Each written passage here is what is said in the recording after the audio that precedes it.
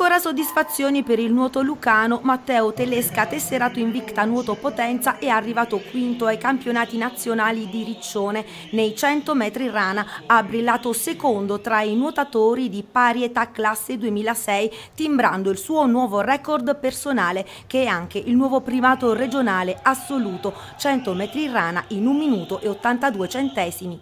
Una prestazione di assoluto livello, posso dire anche internazionale, e sembra dimostrazione del nostro movimento che sta crescendo tantissimo e purtroppo riusciamo a tirar fuori questi grandi risultati nonostante tutti gli altri gareggiano, si allenano in vasche olimpioniche e noi ci alleniamo nella bellissima vasca di Montreale, assolutamente, ma che vasca olimpionica non è.